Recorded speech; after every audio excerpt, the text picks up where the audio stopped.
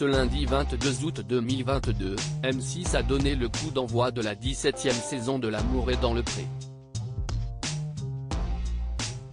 9 hommes et 4 femmes ont décidé de se lancer dans l'aventure, dans l'espoir de trouver le grand amour. Au fil des épisodes, les téléspectateurs vont notamment pouvoir faire la connaissance de Sébastien, un éleveur de cochons corse de 35 ans qui est aussi charcutier et castanéiculteur. Niché au cœur d'une montagne dans un village où il est plus jeune, le charmant brun a bien du mal à nouer des relations. En participant à l'émission romantique, il espère ainsi tomber sur la perle rare. Celle avec qui il pourra fonder une famille et se marier. Sébastien avait en tout cas l'embarras du choix lors de ses speed dating, lui qui a fait venir pas moins de 10 femmes. Parmi elles, la jolie Léa a fait son petit effet. Cette aide-soignante alsacienne de 27 ans s'était déjà démarquée par son courrier. Sébastien lui avait trouvé beaucoup d'humour et de personnalité. Et lors de leur rencontre, la magie a fait son petit effet. Tous les deux grands timides, ils étaient fortement troublés par ce rendez-vous et ont eu du mal à briser la glace. Mais leurs regards plongés l'un dans l'autre en disaient long, ils se plaisent bel et bien.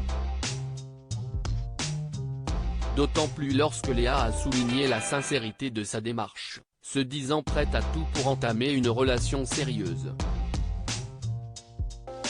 Des mots rassurants qui ont conquis Sébastien.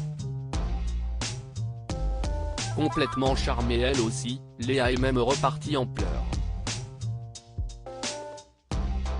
Une réaction qui n'est pas sans rappeler la première rencontre réussie entre Jérôme et Lucille en 2020. Ces deux-là sont aujourd'hui mariés et parents de leur fille Capucine, née en 2021. Un premier coup de foudre mais Sébastien a aussi craqué pour Perrine, responsable administrative dans le Nord et chanteuse amatrice. L'agriculteur a été très impressionné par sa prétendante, notamment par sa beauté et son sourire. Il a d'ailleurs admis qu'elle possédait tous les critères qui lui plaisaient. Sans hésiter, il lui a alors presque aussitôt parlé de l'inviter à la ferme. Karine Le Marchand y a vu là un coup de foudre. C'était intense, a estimé de son côté Perrine. Le sentiment est réciproque et la jeune femme est apparue comme une évidence pour Sébastien au moment de faire un choix. Il l'a donc choisi en premier tout naturellement. Le Corse a ensuite proposé à Léa de passer quelques jours chez lui, laquelle s'est remise à pleurer.